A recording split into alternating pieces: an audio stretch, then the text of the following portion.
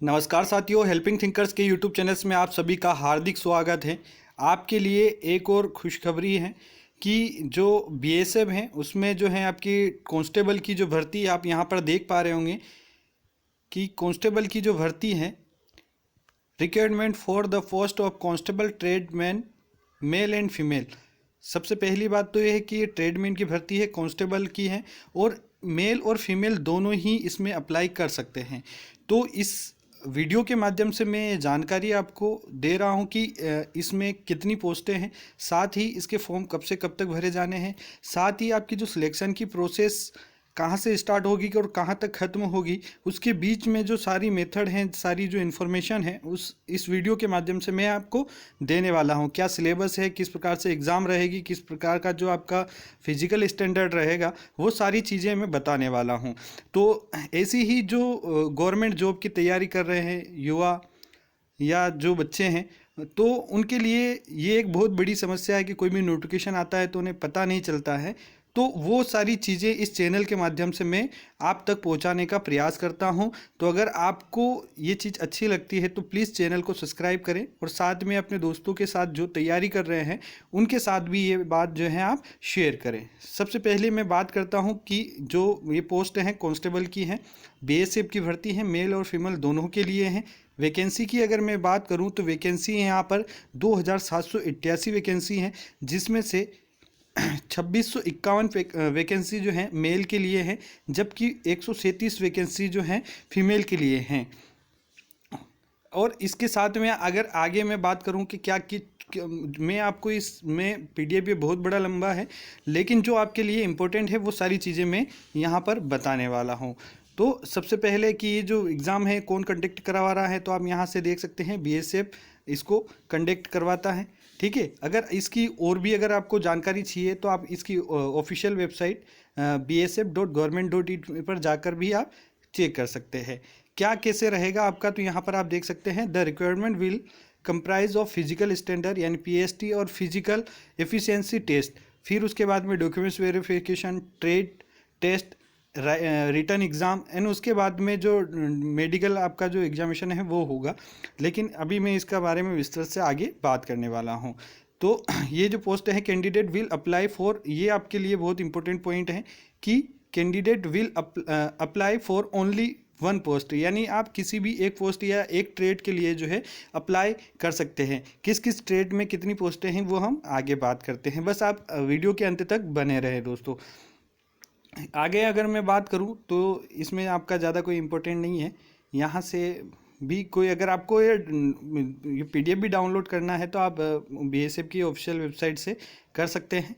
फिर एक और इम्पोर्टेंट बात है कि यहाँ पर ये वाला जो पॉइंट है आप देख सकते हैं, candidates belonging to the physical handicap category यानी not eligible to apply for this requirement, यानी कोई भी हैंडीकैप्ड है तो वो इसके लिए अप्लाई नहीं कर सकता है।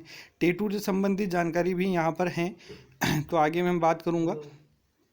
इसके साथ में अगर मैं आगे इम्पोर्टेंट फैक्ट पर अगर मैं बात करूँ तो रिक्वायरमेंट डिफिनेंसी ये आपके काम का नहीं है। इसका क्या मेन बात अपन कर लेते हैं। एग्जामिनेशन पेमेंट में कैसे भी कर सकते हैं आप, उसमें कोई समस्या नहीं है। हाँ, ये पॉइंट आपके काम का है कि यहाँ पर आप देख सकते हैं requirement agency centre for examination जो है आपका जो सेंटर है वो कहाँ आएगा, तो हर स्टेट के हिसाब से जो जहाँ पर भी बीएसएफ का हेडक्वार्टर है वहाँ पर जो है आपका एग्ज़ाम रहेगा, यानी कि जो आपका फिजिकल, रिटर्न और मेडिकल डॉक्यूमेंट वेरिफिकेशन वो सभी वहाँ होगा। तो हम जल्दी से देख लेते हैं कहाँ कहाँ पर कौन कौन सा होने वाला है। तो आप यहाँ पर देख सकते हैं जम्मू कश्मीर एंड लद्दाख का जो है श्रीनगर में होगा, एंड जम्मू कश्मीर का जम्मू में भी होगा। पंजाब का आपका पंजाब में पंजाब, हिमाचल, चंडीगढ़ इन सभी का जो है पंजाब में होगा। गुजरात, महाराष्ट्र, दमन दीव, दादर नागर हवेली, गोवा इनका गुजरात में, राजस्थान हरियाणा का राजस्थान में होगा, बिहार सिक्किम का नॉर्थ बंगाल में होगा, वेस्ट बंगाल, अंडमान निकोबार आइसलैंड जो है साउथ बंगाल में इसका होगा, मणिपुर, मिजोरम, नागालैंड इन सब का जो होगा यहाँ पर होगा, और अरुणाचल प्रदेश, मेघालय, शिलोंग, असम, त्रिपुरा ये सभी जो हैं। एमपी का जो आपका कहाँ होता है तो आप यहाँ पर देख सकते हैं इंदौर में आपका होता है, बिजासन टेकरी के यहाँ पे। यूपी दिल्ली का भी यहाँ पर होगा, कर्नाटक, केरला, तमिलनाडु, ये सारे सेंटर जो हैं एग्जामिनेशन, खैर वो आप जिस स्टेट से भी होंगे तो आपको पता होगा कि कहाँ कहाँ बीएसएफ जो है करवाता है। फिर यहाँ अगर हम बात करें एलिजिबिलिटी फॉर जो क्राइटेरिया है, मतलब योग्यता क्या है, तो उसके बारे में अगर मैं बात कर लूँ तो एजुकेशन क्वालिफिकेशन क्या मांगी गई है, तो matriculation of requirement from recognising university of board, यानी किसी भी यूनिवर्सिटी से आपके पास डिप्लोमा होना चाहिए, ठीक है। 2 ईयर्स वर्क एक्सपीरियंस होना चाहिए आपका, जो भी जिस ट्रेड से भी आप फॉर्म डालने वाले हैं तो उस ट्रेड से संबंधित जो नॉलेज है 2 साल का अनुभव होना चाहिए, या 1 year certificate course of industrial training institute, यानी आईटीआई का आपके पास डिप्लोमा है तो भी आप इसके लिए अप्लाई कर सकते हैं। Vocational institute with least 1 year experience भी हैं उस ट्रेड से संबंधित तो भी आप डाल सकते हैं। 2 year diploma from industrial, ITI का जो 2 साल का जो डिप्लोमा होता है वो भी अगर आपके पास है तो भी आप किसके लिए फॉर्म अप्लाई कर सकते हैं। साथ में भी यहाँ आप देख सकते हैं एजुकेशनल सर्टिफिकेट अदर देन, मतलब यहाँ पर आप डायरेक्ट यहाँ पर देख लीजिए 10वीं class for service under center, कम से कम आपके पास 10वीं जो है वो होनी चाहिए, 10वीं है, और आपके पास जो ये ऊपर मैंने योग्यता बताई है अगर ये है तो आप अप्लाई कर सकते हैं। एज का क्या फैक्टर है, तो एज यहाँ पर आप देख सकते हैं 18 से 23 साल वाले जितने भी विद्यार्थी हैं वो डाल सकते हैं। अब 18 से जो 23 साल हैं उसके साथ में आपकी जो ये एज कब पूरी होनी चाहिए, 1 अगस्त 2021 तक आपकी 23 साल से अंदर हैं तो आप इसके लिए फॉर्म अप्लाई कर सकते हैं। साथ में ही आप ध्यान रहे, घबराइए नहीं, एज में भी आपको जो छूट हैं वो यहाँ पर मिलने वाली हैं।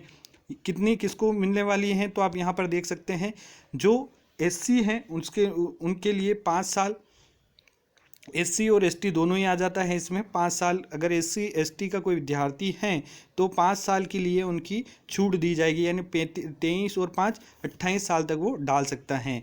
अगर मैं ओबीसी की बात करूं तो इसमें 3 साल का जो है आपको छूट दी, मतलब 23 और 3 26 साल तक की अगर आपकी एज है तो आप इसमें डाल सकते हैं। फिर ये जो कुछ अधिनियम से संबंधित जैसे कैंडिडेट फॉर जम्मू कश्मीर हो तो हैं तो उनके लिए भी यहाँ पर 5 वर्ष की जो है छूट देने वाली हैं। फिर वहाँ पर अगर आप देखें तो जो children and dependent family member of victims killed in 1984, तो ये जो भी घटना हुई उसको भी ये 5 साल की छूट जो है मिलने वाली है। आप इसको आराम से पढ़ लीजिए। अब 2 नोट जो हैं ये तो हमारे लिए थोड़ा सा इम्पोर्टेंट है और हमारे भाइयों के लिए थोड़ा सा इम्पोर्टेंट है, तो मैं इनको पढ़ देता हूँ। Candidates should note that of birth recorded in matriculation and secondary examination certificate and evaluation certificate will only will accepted BSF for department. BSF से संबंधित जो चलो ये काम का नहीं है आपका, ठीक है। If any candidate require relaxation in eligibility criteria will be particular certificate, वो कोई समस्या नहीं। फिजिकल स्टैंडर्ड से अगर हम बात कर ले तो फिजिकल जो है उसमें जो आपकी हाइट है वो कितनी मांगी गई है, तो 162.5 सेंटीमीटर जो है आपकी हाइट। और चेस्ट की अगर मैं बात करूं तो बिना फुलाए 76 और फुलाने पर आपको 5 फुलाना पड़ता है, तो 81 सेंटीमीटर जो आपको फुलाना रहेगा। ये किसके लिए हैं, तो ये schedule tribes advice and all state, मतलब सभी के लिए एक प्रकार से ये हैं। और अगर हम बात करें कि जो मेन बिलोइंग ऑफ द जो विशेष राज्य हैं उनमें जो हैं तो उनके लिए जो छूट, उनके लिए जो हाइट है 165 सेंटीमीटर और जो चेस्ट है 78 से 83 सेंटीमीटर आपको चाहिएगा यहाँ पर।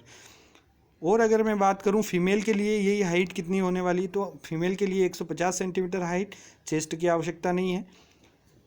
और ये अब मेडिकल स्टैंडर्ड से अगर हम बात करें तो ये मेडिकल का है, मेडिकल में कोई ज़्यादा दिक्कत नहीं आती है। आपको पता है कि जो अर्धसैनिक बल हैं तो ये किस तरीके से जो अपनी मेडिकल लेता है, तो नॉर्मल आपको पता है तभी आप फॉर्म अप्लाई करेंगे, तो इसको आप पढ़ भी सकते हैं, कोई समस्या नहीं है। अब यहाँ पर मेन हम बात करने वाले हैं कि जो सिलेक्शन मेथड है या सिलेक्शन जो प्रोसेस है वो कैसे होने वाली है। तो सबसे पहले मैं बता दूँ कि आपका फिजिकल होगा, फिजिकल में आपकी हाइट मांगी जाएगी और साथ में जो फिजिकल आपका कैसे पास होगा, तो उसके लिए 5 किलोमीटर की आपकी रनिंग होगी और इसके लिए आपको जो टाइम मिलेगा 24 मिनट। 24 मिनट के अंतर्गत आपको 5 जो किलोमीटर हैं वो रनिंग पास करनी रहेगी। ये है बात फीमेल के, मेल के लिए। और फीमेल की अगर मैं बात करूँ तो 1600 मीटर और 8.5 मिनट जो है इनको मिलेंगे। 1600 मीटर दौड़ना है और कितने टाइम में, 8.5 मिनट में, ये बात है। और इसके अलावा जो इसमें इम्पोर्टेंट बात है, ये वाला पॉइंट मैं बता रहा था कि पहला जो नोट है, no physical efficiency test will be held of ex serviceman, यानी जो भी एक्स सर्विसमैन है उसके लिए फिजिकल की आवश्यकता नहीं है।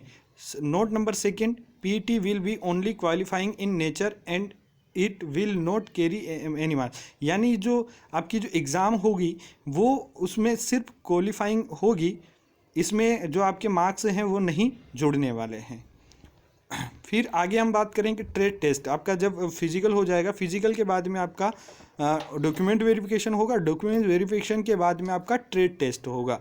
तो कौन कौन सी ट्रेड हैं और इसके लिए कौन कौन सी ट्रेड में जो हैं आप भर सकते हैं, तो यहाँ पर आप देख सकते हैं cobbler, tailor, cook, water carrier, washerman, barber, sweeper, carpenter, painter, electrician, draftsman, waiter, माली आदि जो ये सारी ट्रेडें हैं लगभग 13 जो हैं ये ट्रेड हैं, इनमें आप किसी भी एक ट्रेड के लिए अप्लाई कर सकते हैं। फिर सेकेंड फेज़ में जब आपका ये हो जाएगा तो आपका फिर होगा रिटन एग्ज़ाम, और रिटन एग्ज़ाम दोस्तों 100 नंबर का होगा। इसमें क्या क्या पूछा जाएगा वो भी मैं आपको बता दूंगा। ठीक है, अगर हम बात करूं तो जनरल के लिए 35%, जबकि ST SC OBC के लिए 33% न्यूनतम क्वालिफाइंग मार्क्स हैं। इसी के आधार पर जो आपकी मेरिट है वो बनेगी। फिजिकल जो है वो सिर्फ आपको पास करना है। अब यहाँ पर क्या क्या आपका पूछने वाला है 100 नंबर में, तो आप यहाँ पर देख सकते हैं 4 पार्ट रहेंगे। इसमें जनरल अवेयरनेस और GK मतलब करंट अफेयर्स और जनरल नॉलेज जो है 25 नंबर का रहेगा। एक नंबर के लिए, एक क्वेश्चन के लिए 1 नंबर आपको मिलेगा। फिर आपका 25 नंबर का मैथ्स आएगा, 25 नंबर मिलेगा। रीजनिंग 25 नंबर की आएगी, 25 मिलेगा। और basic knowledge of the candidate in English और हिंदी, यानी 25 नंबर की इंग्लिश या हिंदी जो है, अगर कोई हिंदी में देना चाहता है तो हिंदी के लिए अप्लाई कर, हिंदी आ जाएगी उसके, और इंग्लिश का है तो इंग्लिश आ जाएगी, कोई समस्या नहीं है।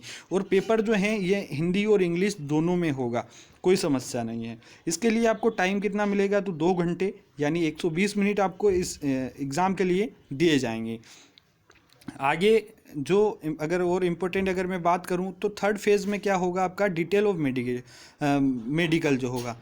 ठीक है, तो फिर जब आपका फिजिकल हो जाएगा, फिजिकल हो जाएगा, ट्रेड टेस्ट हो जाएगा, एग्ज़ाम हो जाएगा, उसके बाद में आपका होगा मेडिकल होने के बाद में आपका फाइनली मेरिट लिस्ट बनेगी, और मेरिट लिस्ट के आधार पर आपका सिलेक्शन हो जाएगा। यहाँ पर टेटू से संबंधित जो है नोटिस भी दी, टेटू कहाँ होना चाहिए, मतलब एक तरीके से मैं शॉर्ट में समझाऊँ तो अपने पार्ट्स के 1/4 हिस्से से ज़्यादा नहीं होना चाहिए, और दूसरी बात कोहनी से आपका नीचे होना चाहिए किसी भी शरीर पे। तो आप इसको आराम से पढ़ ले अगर ये लगता है तो, बस बाकी और ज़्यादा इसमें कुछ नहीं है। रिव्यू ऑफ मेडिकल लिया जाएगा, अगर मेडिकल में किसी को कोई समस्या आती है तो उसके लिए फिर से आपको एक बार मौका दिया जाएगा।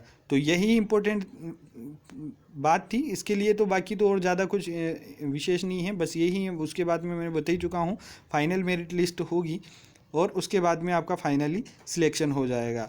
आपको ये जानकारी कैसे आपको फॉर्म अप्लाई करना है, फॉर्म की जो तारीख मैं आपको बता देता हूँ कि इसकी जो तारीख लास्ट कब से कब तक जो आप भर सकते हैं, ये इम्पोर्टेंट बात मैं आपको बताना भूल गया था, तो ये बता देता हूँ।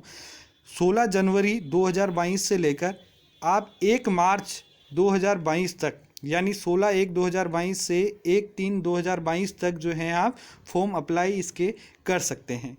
तो उम्मीद करता हूँ जानकारी आपको पसंद आई होगी। तो प्लीज़ अगर आपके पास योग्यता है, आप इंटरेस्टेड हैं, तो इस एग्ज़ाम के लिए ज़रूर आप अप्लाई करें।